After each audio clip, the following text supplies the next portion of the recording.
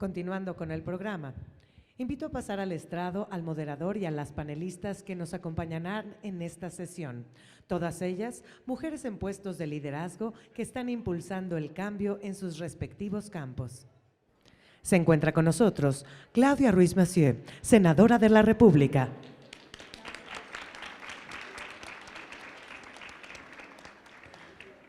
Ana López Mestre, directora general de Newmont, México. Rocío Cárdenas, directora comercial senior de Sempra Infraestructura. Y como moderador nos acompaña Héctor Orellana, vicepresidente y director general para Latinoamérica Norte de Medtronic. Dando inicio con este panel, cedo la palabra a Héctor Orellana. Muchas gracias. Buenos días, espero que estén muy bien. Primero que todo, al igual que Manuel lo hizo al inicio de su panel, agradecer la invitación, privilegiado de ser parte de esta mesa, estar acompañado de grandes mujeres. Igualmente, en lo personal también me toca, siendo padre de 3 niñas, pues feliz de estar involucrado en el tema y hacerme parte de esta conversación. El día de hoy, en la mesa que vamos a tener en estos minutos, vamos a tratar de hablar del rendimiento de las empresas y cómo se ve afectado positivamente por el liderazgo de las mujeres dentro de las mismas, ¿no? Esto está comprobado, obviamente, y está respaldado por información de la Organización Internacional del Trabajo, así como el Instituto Mexicano de Competitividad, ¿no? Déjenme compartir, antes de entrar con la primera pregunta, un par de datos de mi sector, el sector salud. Viene bien que no estamos aquí coincidiendo. El día de hoy, datos que fueron traídos a mi atención en estos últimos meses. Al día de hoy, 67% de los estudiantes de medicina en México son mujeres. Sin embargo, el Hospital General de México, que es uno de los más grandes en Latinoamérica, tiene más de 100 años de historia. Apenas hace un par de años nombró a su primera directora general, la doctora Guadalupe Mercedes Guerrero. Entonces, todavía en el campo de salud, nosotros, siendo parte de esto, tenemos que hacernos parte y extender esta conversación, ¿no? Creo que se ha hecho mucho énfasis en la medición de la equidad, la medición de estos resultados a lo largo del tiempo, y es importante que lo consideremos. En México también se han hecho grandes esfuerzos para alcanzar una mayor igualdad de género en la política. Entonces, Claudia, partiendo de este punto, empezaría con la primera pregunta. Al ser mujeres en tu caso de representación pública, ¿qué retos han encontrado para desempeñarse en este sector, siendo senadora de la República? Muchas gracias, Héctor, y saludando con mucho afecto a mis compañeras de panel y a todas ustedes. Pues, ¿qué retos hemos encontrado las mujeres en el sector público? Todos, simple y sencillamente todos. ¿Por qué? Porque es un sector, el sector público, la política, que está construido históricamente desde la perspectiva masculina, en la que participan en esta actividad mayoritariamente hombres, y en ese sentido encontramos, claro, algo que no es muy distinto a los demás sectores, ¿no? Culturas masculinas que imponen horarios masculinos, formas masculinas de hacer las cosas, que dificultan mucho la reconciliación de la vida personal y las exigencias de la vida personal o familiar con las exigencias del trabajo. Evidentemente este es un tema cultural mucho más amplio, pero en el sector público y en la política pues esto es claramente así. Rápidamente una anécdota: siendo secretaria de Turismo, estábamos en una de las primeras giras del presidente de la República en diciembre de 2012, 2 secretarias de Estado, la secretaria de Desarrollo Social y yo, contempladas en la gira. Nos invitan a la gira, nos llega el programa de la gira. Bueno, pues estar en tal lugar a tal hora, el primer evento será en Acapulco, no sé, en un sector turístico, el segundo evento en Chilpancingo, etcétera, etcétera. Los pormenores de la gira. Y al final nos ponen vestimenta sugerida, pantalón caqui, guayabera de manga larga. Muy bien. Por favor, hablen a preguntar, ¿no? Que es correcto, pantalón caqui, guayabera de manga larga. Algo tan pequeño que da risa, porque efectivamente da risa, ¿no? Muestra cómo, aún con la presencia cada vez mayor de mujeres en este tipo de espacios, sigue siendo un tema difícil que tus necesidades, la plataforma para que puedas hacer bien tu trabajo como cualquier servidor público, sigue teniendo una perspectiva masculina. Entonces, hay una construcción masculina a la que te enfrentas y hay pues una serie de barreras y de retos a superar que también están presentes, me parece que en prácticamente todos los sectores. Esta tendencia a creer que las mujeres, aunque estés ahí, no tienes el conocimiento, los méritos, la experiencia para poderte desempeñar, esta cuestión de tenerte que validar permanentemente y reivindicar el por qué estás ahí. Las mujeres trabajamos más, con mucho mayor exigencia y bueno, todavía viviendo en un país en donde, aunque esté cambiando, todavía hay muchas concepciones de roles de género que hacen más difícil que te puedas desempeñar al 100% en tu responsabilidad profesional, porque sigue habiendo muchas exigencias en la parte personal y familiar que hacen muy difícil compatibilizar todo, las dos cosas. Muchas gracias. Sin duda, los pequeños datos hay que tomarlo en cuenta, sin duda. Ana, paso contigo, si quieres esta misma pregunta desde el puesto directivo que desempeñas, por favor. Muchas gracias y buenos días a todas, gracias por tomarse el tiempo de escucharnos hoy. Pues un poco similar al caso de la senadora, la minería es un sector tradicionalmente operado, diseñado, pensado y liderado por hombres y además tiene la característica de que la operación es una operación que está en sitio, es decir, la operación hay que estar ahí. Por ejemplo, en el caso de Newmont, nuestra mina está al norte de Zacatecas y las personas que están en la operación están 14 días en mina y 7 días en casa, ¿no? Entonces, por ejemplo, pensemos en el caso de las mujeres, en el tema de crianza de los hijos, son las principales cuidadoras y esto implica que tengas una red de apoyo o una pareja que esté dispuesta a apoyarte y acompañarte en tu carrera. Hay algún dato de Harvard que, por ejemplo, cuando preguntas, solamente el 30% de las parejas hombres estarían dispuestos a seguir a sus parejas mujeres por cuestiones de trabajo. Entonces, aún en empresas como Newmont, que tiene uno de los ejes con los que trabaja Newmont es justamente el de la inclusión y tiene una clara política de hacer esfuerzos proactivos para incluir a más mujeres, es un tema complicado porque tienes que ayudar y flexibilizar el trabajo de manera que más mujeres puedan crecer en la empresa. Temas tan básicos como el que decía Claudia, ¿no? De repente pues no había baños en la operación, o temas como el uniforme, pues tardó mucho tiempo en que se implementara algo tan sencillo como un uniforme de maternidad. Tenemos ya en sitio, nosotros tenemos una sala de lactancia para las mujeres que están en esta etapa y que si van a ir a la mina, pues lo necesitan, ¿no? Espacios exclusivos para mujeres en los cuartos. Aún así, en México, la participación de las mujeres en la minería es tan solo del 16% y del 17% en consejos de administración, es decir, la brecha está tanto en la operación como en los espacios de toma de decisiones. Entonces yo creo que por eso sí no es suficiente quedarnos con la inercia, por eso es importante visibilizar, atender.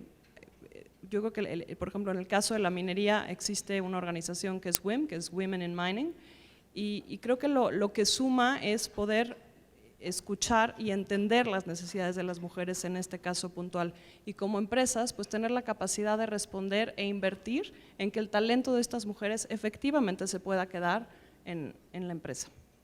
O sea, difícilmente es algo que vaya a suceder de manera natural si no se toman las decisiones y creo que la diferencia le hace cuando el compromiso viene desde los más altos niveles de dirección y es o sea, es parte del negocio, no es un nice to have, no es un tema de que se vea bien o que es una moda, es simplemente parte de la estrategia de negocios el ser más inclusivo. Muchas gracias, Ana. Sin duda, la intencionalidad, ¿no? O sea, no puede ser por casualidad, tiene que haber una intención atrás clara, ¿no? Y definida. Muchas gracias. Rocío, desde tu perspectiva, si nos puedes compartir. Gracias. También muchísimas gracias a todas por estar aquí y escucharnos.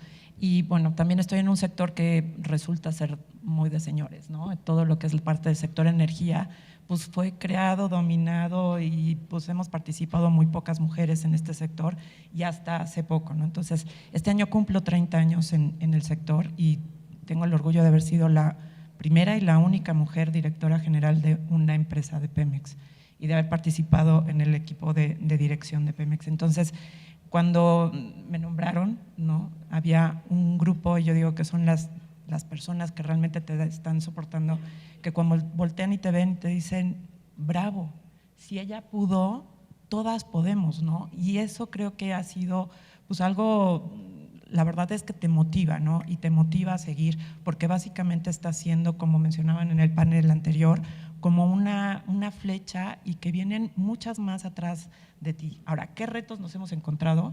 Retos de estereotipos, o sea, en mi caso toda la vida siempre dijeron en todos lados, no hombre, ella se va a casar, va a tener hijitos y se va a ir. O me mandaron a Houston alguna vez y no, ni siquiera se lo vamos a proponer porque seguramente su marido no la va a dejar ir o no la va a seguir, ¿no? Y pues, ¿qué creen? Que sí, mi marido es de ese 30% que sí te dejó y que sí te siguió, ¿no? O el mismo personal de, híjole, está esta posición abierta, pero es que me falta la maestría o me falta una materia para acabar el doctorado o chin, no sé si soy tan capaz como fulanito. Entonces, esos estereotipos personales y de la gente que nos ve, nos los hemos encontrado a cada minuto, ¿no? Y el último, obviamente, que ha sido así como muy simpático y que espero que ya esté cambiando, díganme por favor que sí, ¿no? Hace 30 años, cuando llegaba una mujer a una reunión y que era prácticamente la única, era la de, señorita, ¿me pasa un café, por favor? O, señorita, por favor, el agua, ¿no? Entonces tú llegabas y decías, ¿va? ¿No? La primera vez que me tocó hacerlo, aquí está su café y le muestro, ingeniero, la cafetería está aquí y para el siguiente con mucho gusto, ¿no? O te sientas en una sala llena de personas de otro país, ¿no? Y que se dirigen a tu subalterno, porque pues él es el señor, ¿no? Y el otro pobre voltea y te dice, ¿qué le contesto? ¿No? Entonces, cosas que han sido como muy simpáticas, ¿no? En aquel entonces las veíamos así, hoy serían de alguna forma intolerables, ¿no? Y que espero que no sigan sucediendo, pero esos son los retos que te encuentras, que todo está generado para hombres, de alguna forma el tema de los uniformes, ¿no? Estando en Pemex, pues era muy simpático también que era la camiseta de Pemex, el pantalón de Pemex, los zapatotes de Pemex, y obviamente son de seguridad y ahorita estamos exactamente pues vistiendo así, pero ya son las blusas generadas específicamente para las mujeres, ¿no? O el uniforme específicamente para las mujeres. Entonces, si hay un cambio, digamos, en la industria, la gente está empezando, digamos, a ver que pues la señora está aquí, uno, porque le gusta, dos, porque es el sostén de su casa muy probablemente, y tres, porque ¿por qué no? ¿No? Entonces, retos todos, siempre igual que Claudia, todos los días, ¿no? Muchas gracias. Estoy tomando aquí algunas notas para quedarme con frases que me resuenan, ¿no? Este tema de muy de señores, las tres lo han mencionado. Tengo que tener cuidado de que no me pase en la empresa y que me digan tu agenda es muy de señor, pero bueno, espero tendré cuidado en eso, de verdad. En Medtronic tengo la fortuna de que el 60% de nuestra población está formado por mujeres y tengo el privilegio de que mi equipo directivo está muy balanceado afortunadamente, pero tengo que tener cuidado con estos detalles, sin duda. Gracias a las tres. Vamos a la siguiente pregunta. Rocío, empezaría por ti. ¿Cómo se han transformado las empresas cuando las mujeres toman las decisiones? Cuando las mujeres toman las decisiones, y yo orgullosamente trabajo para una empresa en la que la cabeza de la empresa en México es mujer, ¿no? Tania Ortiz Mena.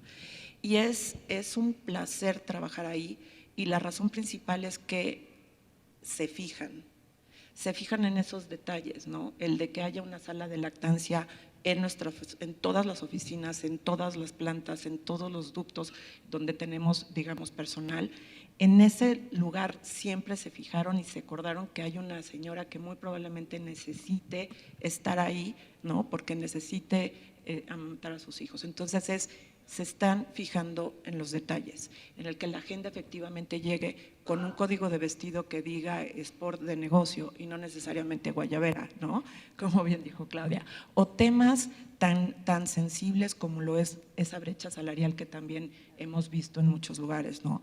Al final te estás dando cuenta que cada vez que entrevistas a una persona, el panel de entrevistadores, como lo mencionaron en el panel anterior, coincida y que tenga por lo menos un par de personas diferentes. Y diferentes puede ser mujer, un género que no necesariamente sea binario, ¿no? Gente que se identifique de forma diferente, ¿no? Y creo que ese tipo de cosas lo que nos están llevando de alguna manera es a tener una inclusión y una variedad de opinión. Esa variedad de opinión que nos está llevando a todos a básicamente enriquecernos un poquito más, ¿no? No todo se ve blanco y negro, no todo es con la visión de esa persona que hoy está en esa dirección. Y cuando una mujer está, digamos, dirigiendo o está en esa zona, al final te tienes que fijar desde cómo hablas, qué dices, cómo lo estás diciendo y que no puedes dejar a nadie afuera, ¿no? Básicamente es lo que nosotros hemos notado. Muchas gracias. Claudia, ¿tú quieres comentar algo? Sí, sin duda. Mira, yo creo que en México hemos avanzado mucho, obviamente, en las últimas décadas en la inclusión de las mujeres, en la participación política, en espacios en los primeros niveles de la administración pública. Y eso ha sido muy importante. Hemos venido en una transformación de inclusión, primero a través de acciones afirmativas, ahora pues ya con un mandato constitucional claro de la paridad. Y ha sido importante, es importante que a partir de las acciones afirmativas y que hablábamos primero de equidad y hoy hablamos de igualdad y de paridad, tengamos cada vez más mujeres, tanto en la administración pública como, digamos, en el Congreso, como candidatas, gobernadoras, juezas, ministras de la Corte, magistradas, presidentas municipales. Sirven las acciones afirmativas. Lo que pasa es que nos dimos cuenta que la acción afirmativa no era suficiente, que teníamos que avanzar. Y simplemente un ejemplo que es, pues seguramente todas aquí lo recuerdan, hasta hace no mucho teníamos esta cuota, primero de 30%, luego de 40%, por ejemplo, de mujeres que tenían que ser postuladas como diputadas federales, por ejemplo. Pero se nos olvidó poner en la ley que los suplentes también tenían que ser del mismo género. ¿Qué pasó? Pues los señores que siempre encuentran una nueva forma, pues mandaron suplentes varones, las mujeres ocupaban el cargo, renunciaban, llegaba el varón. Bueno, se cambió. Gracias, por cierto, a una interpretación del Instituto Federal Electoral y del Tribunal Electoral, esto se cambió y hoy tenemos paridad. Estamos encantadas, somos de los países que en lo formal tenemos un mayor nivel de inclusión y de hoy paridad, por ejemplo, en el Congreso, incluso que muchos países europeos, México está en los primeros lugares. Tenemos legislatura paritaria, 50% de diputadas, 50% de diputados y igual en el Senado de la República. Eso es importante porque cuando hay mujeres ahí o cuando tienes más mujeres como secretarias de Estado o más mujeres como gobernadoras o juezas o magistradas o ministras de la Corte, por un lado normalizas que las mujeres estemos en esas posiciones tomando esas decisiones. Por otro lado, traes una perspectiva. Estás pensando, como decía aquí Rocío, como las mujeres, ¿qué nos hace falta? ¿Cómo esta ley, esta política pública me aseguro que verdaderamente ataque o incida en algo que solo las mujeres vivimos o que solo las mujeres entendemos como realidad? Y eso es importante. Pero diría, muy bien en esa parte, no también en hacer plenamente realidad lo que dice la ley o lo que significa la paridad en la vida de las mujeres, bien en lo formal, cada vez más leyes, por ejemplo, que castigan mejor, que tipifican mejor las violencias contra las mujeres, las situaciones que vivimos las mujeres, que sancionan más, y sin embargo seguimos viviendo en un país donde el 50% de las mujeres dicen que en el último año han sufrido violencia, algún tipo de violencia, y casi el 70% en el entorno familiar o a manos de su pareja, o con el mayor número de feminicidios que nunca antes. Entonces, la realidad tampoco la cambias a partir de la ley, aunque es importante. Y concluiría diciendo, hablando de la paridad en el legislativo, claro que es importante, las mujeres hacemos equipo, no tiene que ver con partidos, nos tienen pánico los señores, no se atreven a ponerse enfrente y avanzamos y avanzamos y avanzamos. Pero ¿de qué nos sirve tener, por ejemplo, 50% de diputadas si todas las diputadas del bloque oficialista votan a favor de eliminar todos los apoyos que durante décadas se han venido construyendo para las mujeres, justamente por esta perspectiva? Es importante que las mujeres emprendedoras tengan, no sé, productos crediticios y de apoyo distintos a los de los varones. Es importante que haya escuelas de tiempo completo y estancias infantiles. ¿Por qué? Porque las mujeres que trabajan necesitan una red de apoyo que no siempre te da tu entorno familiar, que lo necesitas institucionalmente. Es importante que haya becas o seguros para madres jefas de familia. 30% de los hogares hoy en México ya son encabezados por mujeres, tienen jefatura femenina. Otro tanto por ciento, un 15 o 20%, dependen también del ingreso de una mujer para complementar el ingreso de esa casa. Y dejaría nada más apuntado un tema que le he estado dando vueltas desde hace mucho tiempo. Muchos de estos mecanismos institucionales de atención a las personas no atienden la realidad de nuestra sociedad hoy. No hablemos ya solo de hogares, por ejemplo, homoparentales o de jefatura femenina. Hablemos de hogares donde son los abuelos o las abuelas las que se hacen cargo de buena parte de la atención de los hijos y no tienen un correlato en el tipo de apoyos que les da el gobierno o pueden acceder porque no son las madres directamente, ¿no? O hogares donde 3 amigas se juntan para meter en una sola bolsa sus recursos, el tiempo que pueden dedicarle al cuidado colectivo de los hijos y dividirse mejor la carga de trabajo. Y un último tema, el Sistema Nacional de Cuidados, donde las mujeres desproporcionadamente somos las encargadas de cuidar a los hijos, a los padres, a algún miembro de la familia que tiene alguna discapacidad, y esto no necesariamente se ve recogido por la legislación y los apoyos institucionales. Sin duda, coincido que hay mucho todavía por hacer en ese sentido, y ese rol que tiene la mujer de cuidadora es algo que tenemos que ir evolucionando en esa parte. Ana, desde la iniciativa privada, ¿cómo crees que se han transformado las empresas? O, podría decirte que ¿cómo has transformado la empresa a tu cargo? Pues, bueno, yo ahí sí no, porque llevo 6 meses, sería muy ambicioso. Pero yo empezaría por decir, Héctor, que creo que transformar una empresa o cualquier organización no es un tema de mujeres, es un tema de todos. El 50% de la población somos mujeres, entonces pues una empresa que incluye mujeres, pues mínimamente va a ser más asertiva, ¿no? O sea, cuando en la toma de decisiones tienes al 50% de la población no representada, pues si fuera un producto, imagínate que le estás hablando a ciegas a tu público, ¿no? Entonces, mínimamente yo creo que te permite ser mucho más asertivo. Y yo creo que es un tema, o sea, la pregunta a lo mejor sería, ¿cómo podemos seguirnos transformando desde la empresa e incidir adentro y fuera de nuestros negocios? Y un poco retomando lo que decía Claudia y lo que decía Rocío, una cosa es lo que hagamos formalmente y otra cosa es que construyamos una realidad. Yo creo que ser inclusivos, y puede ser de mujeres desde luego, pero también hay muchos otros grupos que están subrepresentados en el mundo del trabajo, pues no pasa por poner un póster en todos lados que diga en esta empresa somos incluyentes, ¿no? Pasa por cómo tomamos las decisiones, pasa por cómo reclutamos, pasa por ofrecerle sí la promoción a la ejecutiva que está casada y con hijos y decir, va.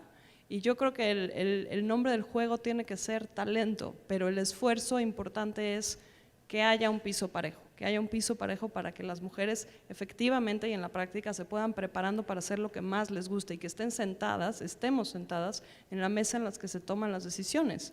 Y creo que quienes hemos tenido la enorme oportunidad, al menos en este país, de poder prepararnos, pues nos toca abrir espacios, nos toca visibilizar lo que ya hacen muchísimas mujeres, nos toca ser empáticas a lo que implica, por ejemplo, tener este doble rol de ser ejecutiva, ser principal responsable de la casa, ya sea económicamente o con el cuidado de los hijos, y llevarlo a la práctica, porque si no nos quedamos en el discurso.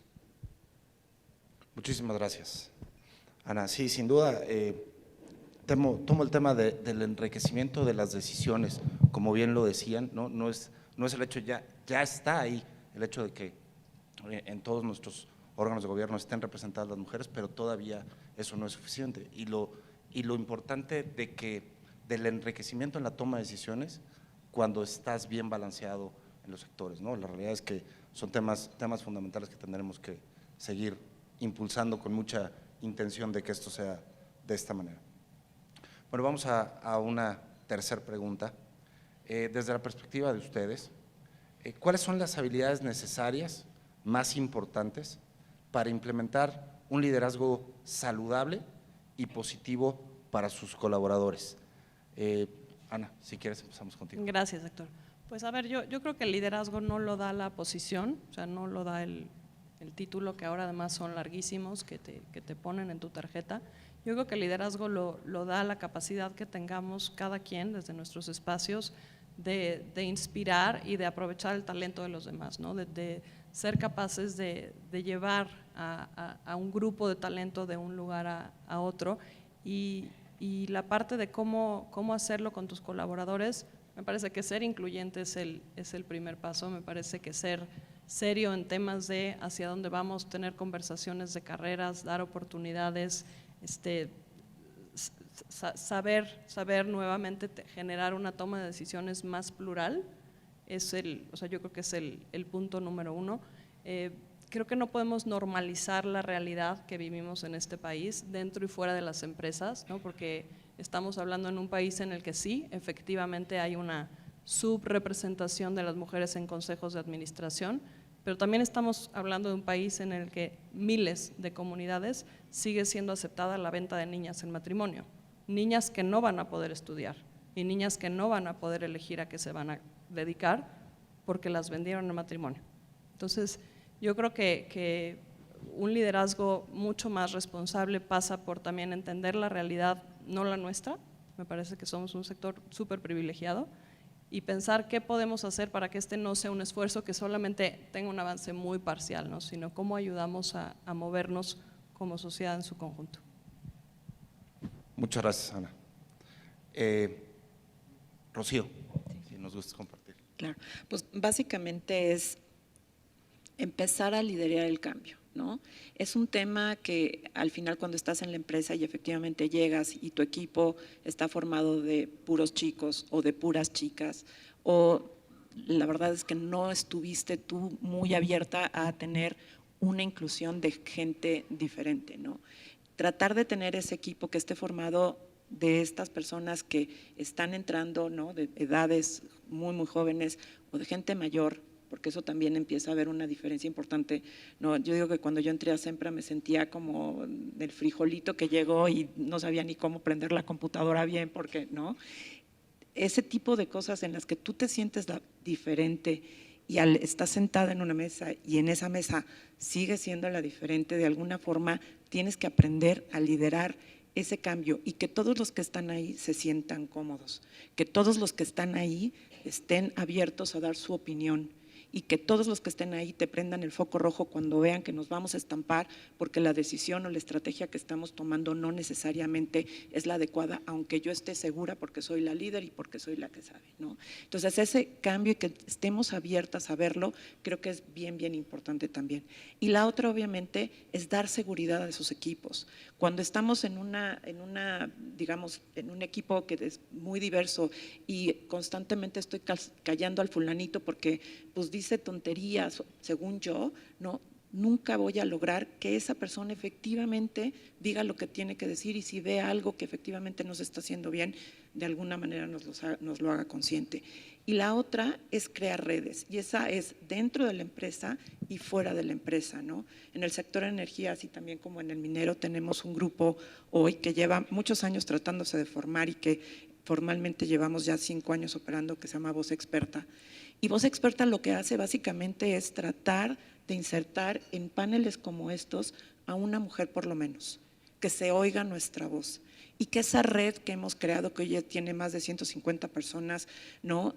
150 mujeres, efectivamente nos ayude y nos impulse a estar y a llegar a donde tenemos que llegar.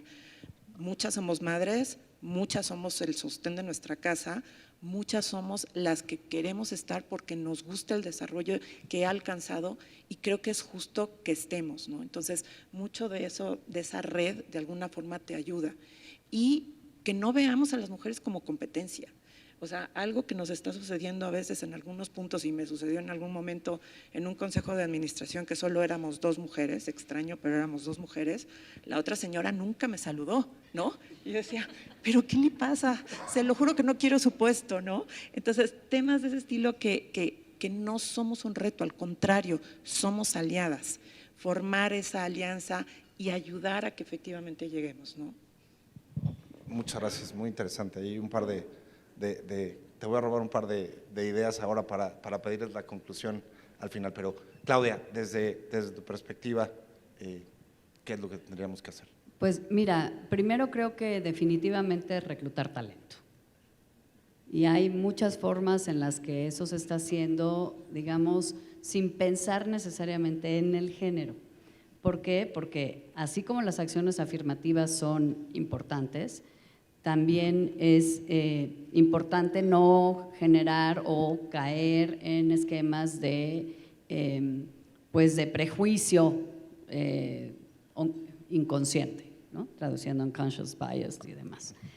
Y ver, por ejemplo, primero los currículums sin fijarte en quién es el que te lo pone enfrente, ¿no? Si es hombre, si es mujer, de dónde viene, si está recomendado. Talento creo que es lo primero. Yo eso es lo que he aprendido en todas las posiciones donde he estado liderando equipos o siendo parte de un equipo. Es importante que haya talento porque pues, en la medida en que haya más gente talentosa, mejores son las decisiones que toma la cabeza del equipo. Y lo vemos pues en el espacio público. Si tienes un presidente, un gobernador, un presidente municipal, que se rodean de gente poco talentosa, pues la verdad es que la calidad de las decisiones que tomen va a ser muy deficiente.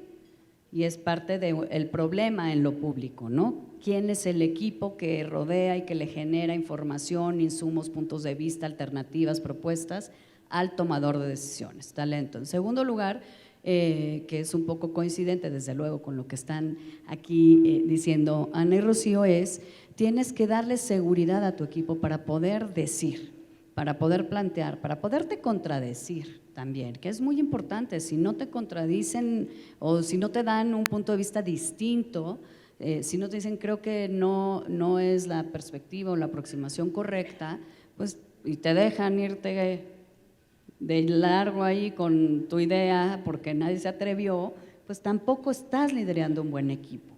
Y diría algo más que desde luego no es exclusivo de las mujeres, pero me parece que sí es una forma de hacer y ver las cosas que es más propio de las mujeres, y es esta capacidad de pensar y de construir horizontalmente y con una perspectiva de construcción de redes. Creo que en general los hombres son más verticales, son más territoriales, y en ese sentido las mujeres estamos acostumbradas desde la más, digamos, concepción comunitaria más simple hasta la más compleja, a pensar en cómo nos apoyamos en otras personas o cómo recurrimos horizontalmente a que poder complementar mejor lo que hacemos o resolver mejor lo que hacemos. Creo que esa es la nueva forma de trabajar. Ciertamente Yo lo he visto no solo obviamente como legisladora, en donde si no construyes con los demás, pues no, simplemente no puedes lograr nada, pero también como servidora pública, como secretaria de Estado, pues difícilmente hay algún problema público que pueda resolverse exclusivamente desde la perspectiva de una sola entidad pública o de una sola Secretaría de Estado. Tienes que trabajar transversalmente porque los problemas públicos, como pueden ser muchos de los problemas de cualquier organización en el sector privado o temas, son complejos y no se pueden abordar nada más desde una visión comportamentalizada de una perspectiva. Entonces, creo que es una parte. Y la última cosa que quisiera decir, y que sí tiene que ver nada más con las mujeres en general en el mundo, con esta cultura, ya sabemos, la cultura patriarcal, todo esto. Una tiene que ver con lo que decía Rocío, no estamos compitiendo entre nosotros y nos tenemos que canibalizar, aunque evidentemente, bueno, pues si solo hay un puesto, pues estás compitiendo con muchos y muchas, ¿no? Pero no me refiero a eso, me refiero a que sin duda es un tema, todo el tema de la sororidad, de mentoría, de mujeres, etcétera, que me parece muy importante dar la mano a otra mujer y ayudarnos entre todas a superar los retos que compartimos y que, insisto, son prácticamente los mismos, no importa quién seas ni dónde estés.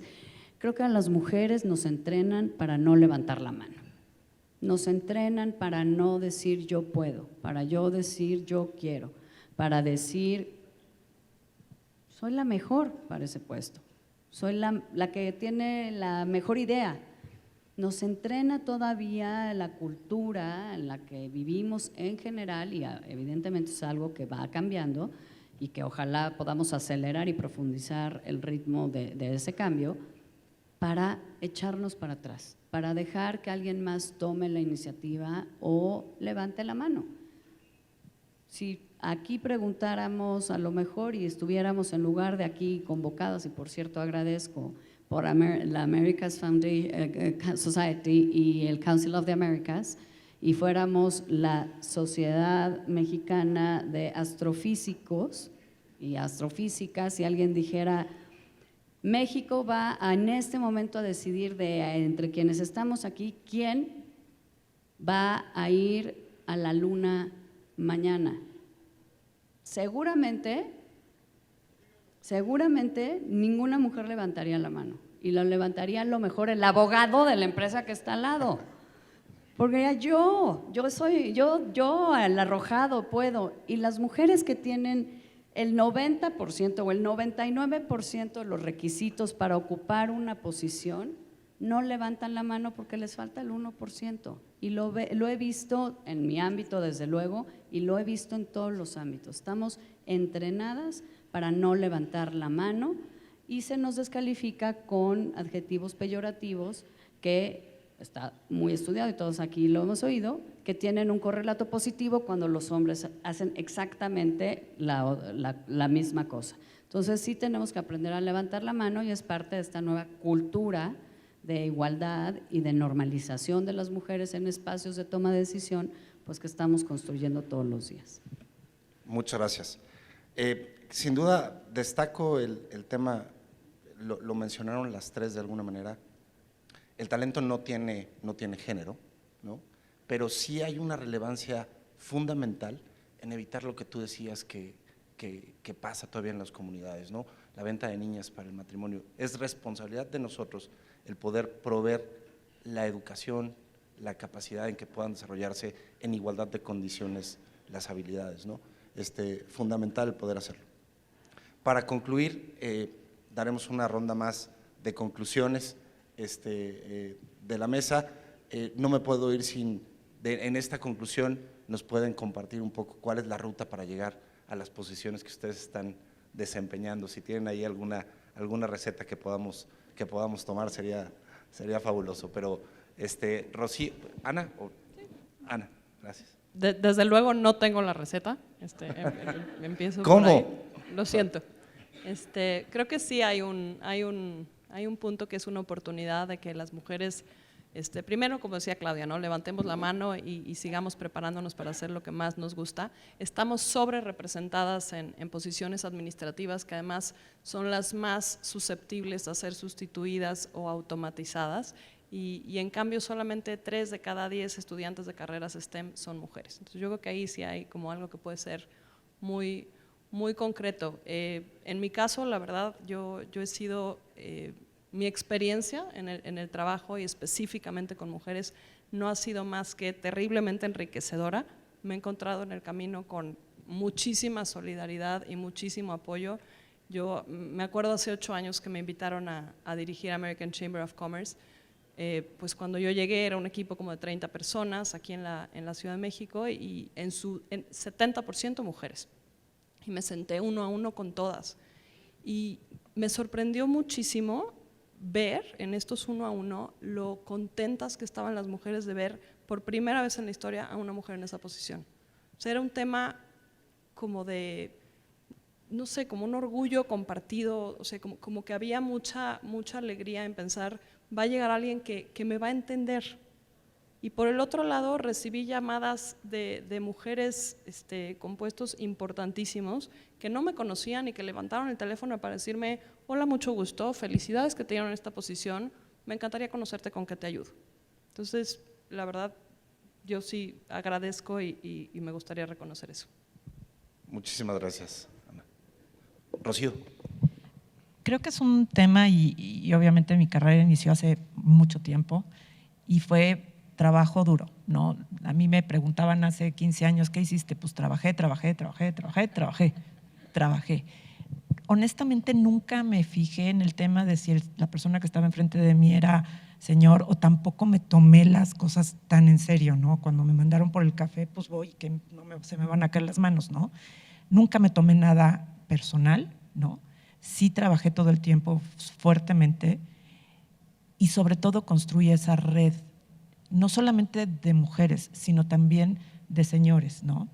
Puedo hablar perfectamente bien de 2 personas que yo considero fueron mis grandes patrocinadores, que se sentían muy cómodos cuando hacía mi equipo o hacíamos mi equipo y yo las cosas. Se sentían como protegidos, se sentían, digamos, tranquilos. Y aunque en algunas ocasiones lo dije fuertemente de, oye, cuando seas el director general de, yo arreglo bonito los cajones, ¿no? Lo dije de broma, pero al final lo que quería decir era, considérame, si estoy dispuesta a, si quiero seguir en esto. Y en mis tiempos era mucho a la sombra de alguien. Y después me atreví a decir, si van a mandar a alguien a Houston, sí quiero ir. Sí quiero ser la persona que se va a encargar de una refinería. Sí quiero ser esa persona. ¿Por qué? Porque a lo mejor, pues sí, hay 10 personas que saben más que yo, pero sí sé. No, o sea, si estudié ingeniería química no fue nomás porque no me regaló nadie nada. Entonces es no limitarte. Mucho trabajo, no limitarte. Ese famoso techo de cristal que se escucha todos los días en nuestras oficinas y así, pues efectivamente no es un techo que alguien te ponga, sino que tú solita te pones y que solita digas, no existe y quiero brincar y quiero llegar. Esa es una motivación que tú solita te tienes que estar dando. Y si no llegas, no te frustres, ya habrá otra oportunidad y va a llegar y vas a tener un trancazo y a lo mejor bajas 10 escalones, pero vas a volver a subir porque si ya lo hiciste una vez, lo vas a poder hacer. Entonces, es un tema de automotivación, es un tema de formar redes, es un tema de ver hacia dónde quiero ir también, cuál es mi objetivo y qué quiero alcanzar. Muchísimas gracias. Claudia.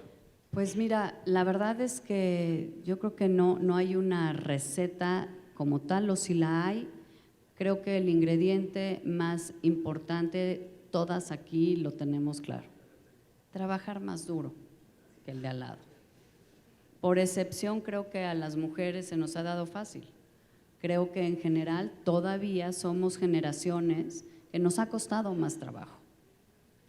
Y hemos tenido que trabajar más duro que el de al lado. Esa es la verdad, cuando menos en mi caso.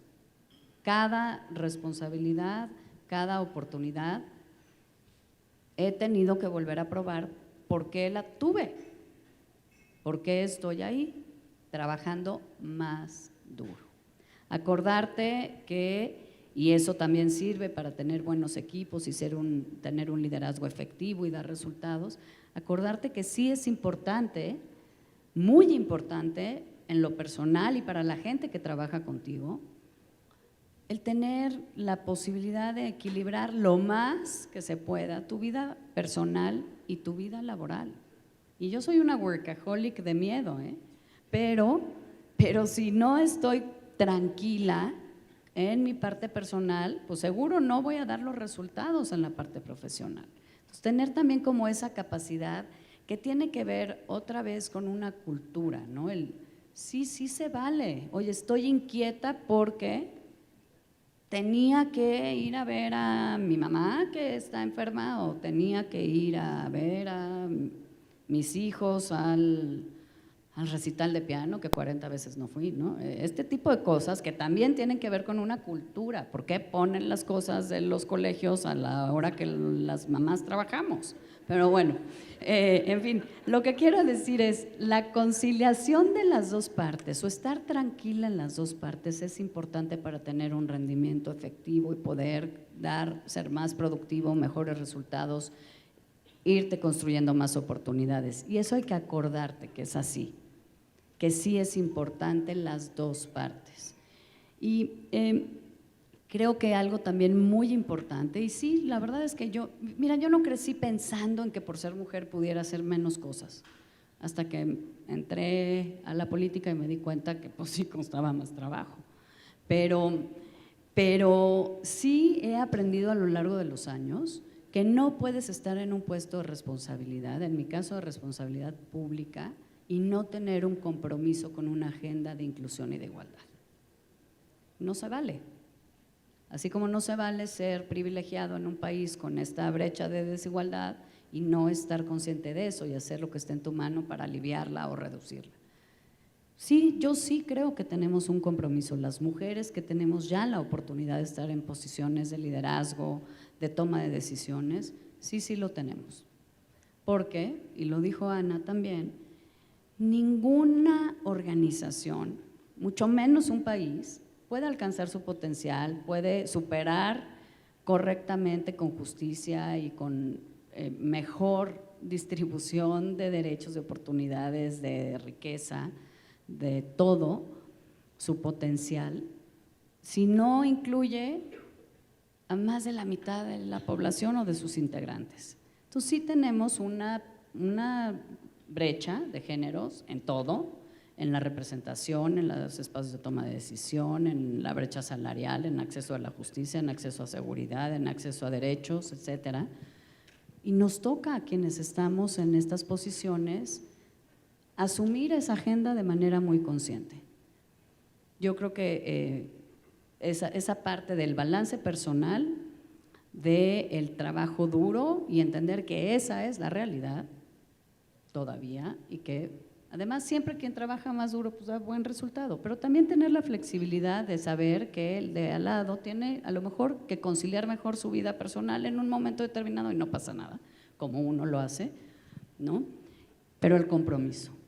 Yo creo que eso a mí siempre también me ha abierto muchas puertas, porque cuando tienes ese compromiso y te asumes que tienes esa responsabilidad, porque ya tuviste una oportunidad, la que sea, el día de mañana alguien también va a pensar en ti para abrirte un nuevo espacio o para darte una nueva oportunidad.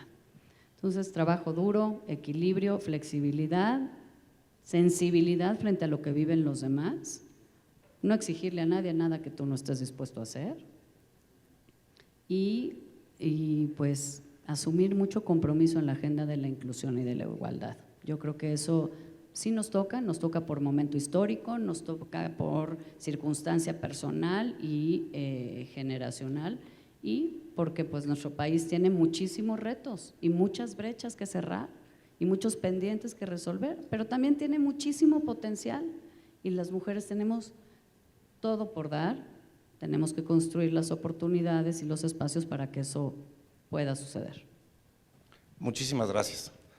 Utilizando tus palabras, Ana, terriblemente enriquecedora esta mesa, muchas gracias. Pues vamos a dar por concluido la sesión. Trabajo, compromiso, redes, muchísimas gracias. La verdad es que lo disfruté muchísimo, espero Igual Gracias, ustedes. Héctor. Muchas gracias. Gracias, Héctor. Hasta luego. Gracias. Mil gracias, gracias.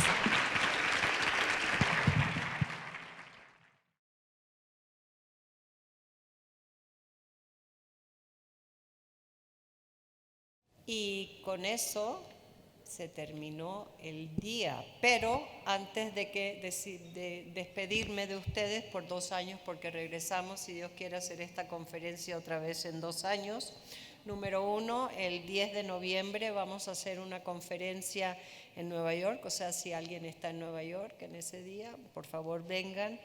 Y lo segundo es un consejo que yo me di a mí misma hace unos años cuando me dieron un trabajo que yo ni quería ni pensaba que podía hacer. Y el consejo que me di fue de Eleanor Roosevelt, que es: you must do the things you think you cannot do. Uno tiene que hacer las cosas que uno piensa que no puede hacer. Y con eso, un aplauso para todas ustedes, nuestras panelistas. Muchísimas gracias. En nombre del equipo que ha organizado esto, Adán, ¿dónde está Adán? ¿Dónde está Adán? Adán, Miranda, Sharon y Alfredo, que se unió al council hace como 3 semanas. Muchas gracias a todos. Agradecemos a Randy Melzi por su mensaje y la asistencia y participación de todas y todos ustedes. Es así como damos por concluido este evento. Les deseamos una excelente tarde.